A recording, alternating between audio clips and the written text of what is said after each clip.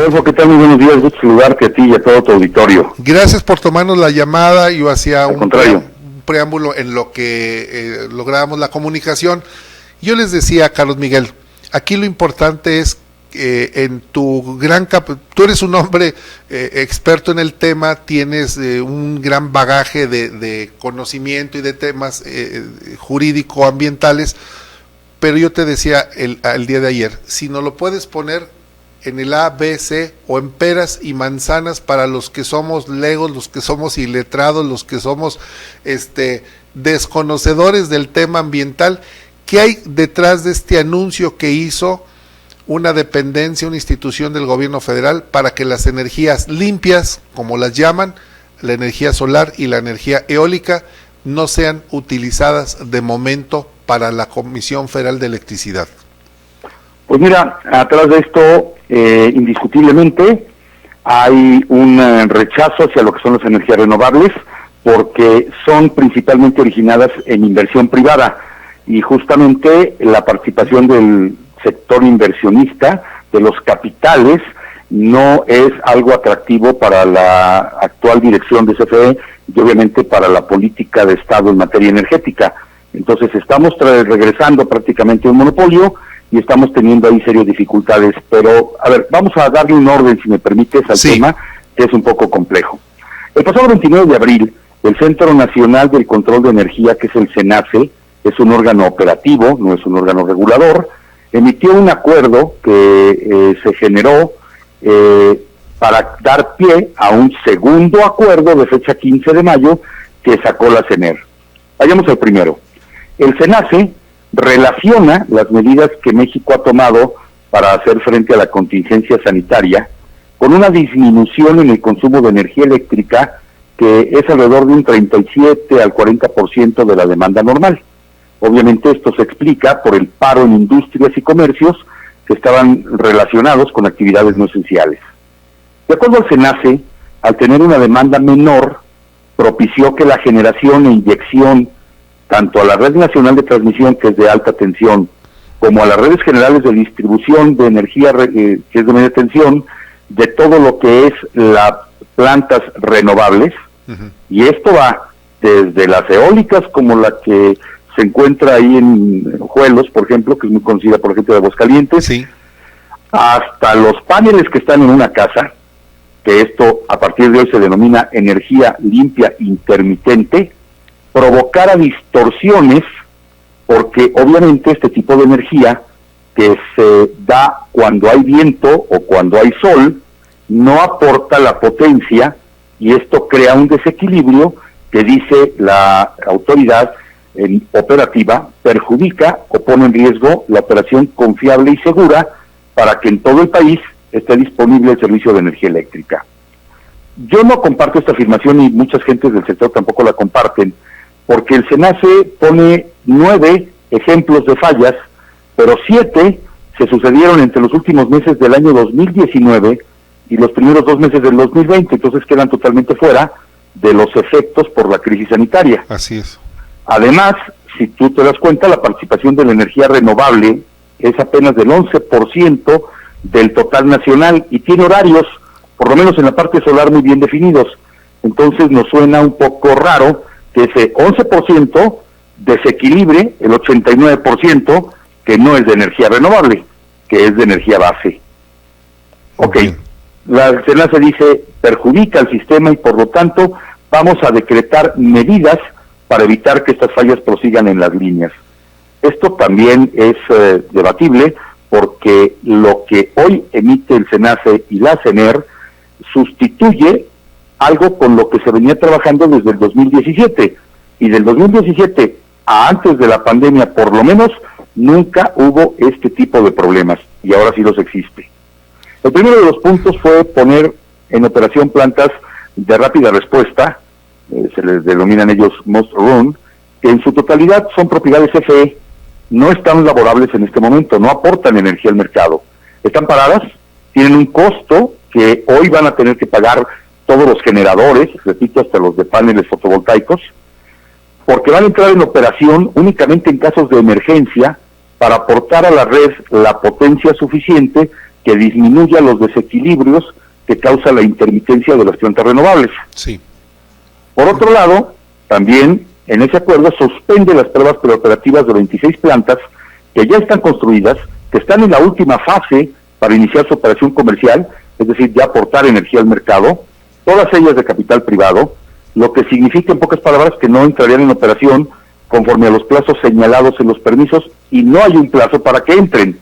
Y también anunció que no recibiría solicitudes para iniciar la fase preoperativa de otras 18 plantas que están por concluir su construcción. Uh-huh. La afectación económica sería superior a los 130,000 millones de pesos de inversión directa, se perderían 30,000 empleos directos y México posiblemente no alcanzaría las metas que tenía en la disminución de emisiones contaminantes. Aquí el SENACE hizo esta determinación abusando de sus facultades, porque las únicas facultades para regular o para suspender actividades están consignadas por la ley a la Comisión Reguladora de Energía, de acuerdo a los artículos 132 y 136 de la industria eléctrica. Por eso el día de hoy, Rodolfo, hay 4 empresas que ya obtuvieron la suspensión del acto reclamado en los juicios de amparo, en la parte inicial. Ayer el SENACE tuvo que dar instrucciones para que se reiniciaran las pruebas preoperativas en igual número de plantas. Los fundamentos que están argumentando las empresas, pues obviamente es el daño económico, el daño al medio ambiente y a la salud de la población. Este día habrán de salir otros acuerdos en relación a otros amparos. En algunos de ellos habrá de venir ya la nulidad lisa y llana por la falta de atribuciones del SENACE. A ver, Carlos pero Miguel. Este acuerdo, sí, dime. Pero este acuerdo no es el que más debe preocuparnos, es el más difundido. El que más debe preocuparnos es el que emite la Secretaría de Energía con fecha 15 de mayo, porque ese sí tiene graves consecuencias, dado que amparado en establecer una política de confiabilidad, de seguridad, de continuidad y de calidad en el sistema eléctrico, limita o restringe al máximo toda generación renovable, incluyendo, como te mencionaba, la que conocemos como distribuida, que son los paneles que existen en las casas para disminuir el consumo de la energía de la red y por lo tanto pagar menos. ¿Por qué lo restringe? ¿Cuál es la razón? Ok, mira, este acuerdo ha sido ya mencionado incluso por la Comisión Federal de Competencia Económica como un regreso a las prácticas monopólicas del sector eléctrico. Se dice que en la parte del gobierno es para revertir la desnacionalización del sector energético y tiene estos efectos prácticos por lo siguiente. La CFE, en primer lugar, tiene ya una prelación prioritaria para funcionar y entregar energía de plantas, obviamente tú las mencionabas, ineficientes o que requieren de elementos contaminantes como productos pétreos para generar energía eléctrica. Sí.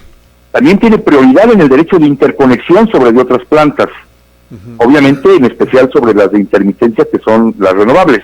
Sí. También es la única que va a poder llevar a cabo proyectos estratégicos y va a recibir el importe de un nuevo cargo que se va a cobrar dentro de servicios conexos a los generadores, reitero, desde los que tienen paneles hasta las grandes plantas, por la energía base que va a entregar para nivelar los efectos en la red de intermitencia. Ahora bien, a la generación renovable, sea de plantas, reitero, de suministro, usuarios calificados, sea de abasto aislado o sea de generación distribuida, que en lo particular es una generación exenta de permisos, se le llama generadores exentos a quienes lo tienen. A partir de este acuerdo, primero deberán de tener una factibilidad del SENACE para que puedan incorporar la energía que generen a la red. Esto quiere decir que el SENACE, de manera unilateral, emitirá las limitaciones en cada punto de la red y en base a esas limitaciones podrá negar la generación inclusive de paneles solares, que es la forma más común y exitosa para disminuir los consumos de energía eléctrica en los hogares, con tarifas particularmente en doméstica de alta tensión. De igual forma, puede rechazar los permisos de generación para las plantas por cuestiones de saturación de red, condiciones presentes y futuras de la propia red, así como a disposición de reservas de energía y de potencia. Pero vamos a suponer que la autoricen, que exista capacidad y que no se llegue al límite. La generación distribuida, que es aquella que tiene una capacidad instalada de hasta 500 kilowatts, va a tener que incluir en su infraestructura de generación equipos de monitoreo, de comunicación y de control, para que pueda en un momento dado y bajo ciertas condiciones que no se definen todavía, el SENACE disminuir o suspender la aportación de energía intermitente que en ese momento esté recibiendo la red. De esa manera, los generadores, o sean dueños de paneles solares o de centrales, van a tener que pagar una regulación secundaria para cubrir las variaciones de las centrales eléctricas. Ellos van a intervenir, van a interferir en tu propia producción de energía. Si hay condiciones de emergencia dentro de la red, que no están claras cuáles son, pueden ellos llevar este control desde una planta para suministro calificado en mercado, o un abasto aislado, o la generación distribuida. A ver, Carlos Miguel. Esto es un tema que sí es muy delicado. A ver, la pregunta para los que, insisto, somos legos, somos ignorantes del tema, ¿nos beneficia o nos perjudica? Nos perjudica demasiado. ¿Por qué? Nos perjudica porque dos cosas. Primero, va a ser inviable en muchos casos, sí, el invertir en generación distribuida, es decir, en paneles. Si yo quiero poner, vamos a poner un ejemplo. Yo tengo en mi casa o en mi negocio un alto consumo de energía eléctrica, pago demasiado por el recibo de la luz, y entonces me ofrece una empresa colocar paneles, y con esos paneles voy a bajar el costo en el supuesto del pasado. En el presente ya no sucedería. Primero tendría que solicitarse al SENACE la factibilidad para poder vaciar de energía en la red, como hoy se hace. Hoy se firma un contrato de interconexión con CFE, en el cual tú tienes un medidor bidireccional. Tú consumes y tú aportas. Y al final hay un neteo. Hoy ya la propia ley, en el numeral 4.14, define generación distribuida, a la que ya le cambia el nombre y es generación distribuida limpia confiable, y dice que esto se refiere al generador exento con capacidad instalada menor a 500 kilowatts, con energía limpia intermitente interconectada al sistema eléctrico nacional, que utilizan inversores inteligentes o turbinas eólicas con la capacidad de regular frecuencia y voltaje, y aquí viene la otra parte, y disponen con la capacidad de establecer monitoreo, comunicación y control desde los centros de control de distribución y del SENACE.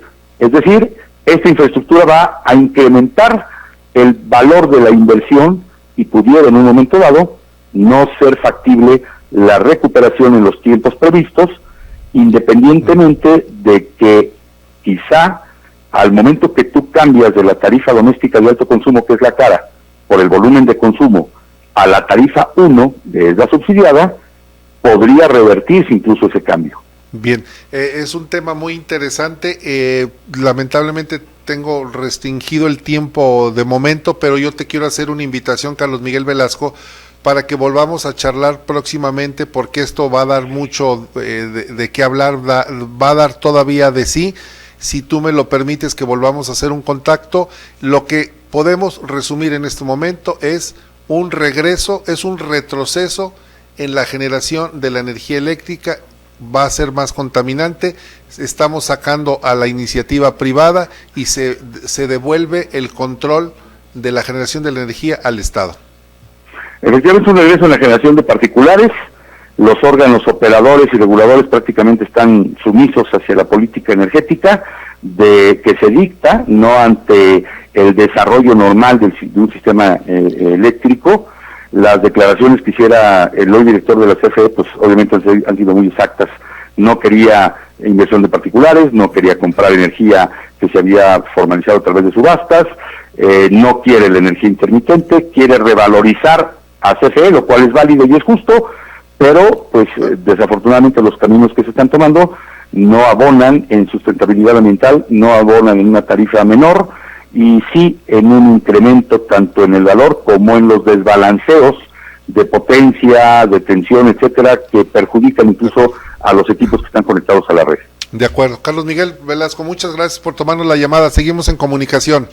Muchas gracias a ti, Rodolfo, que estés muy bien. Gracias por tu atención.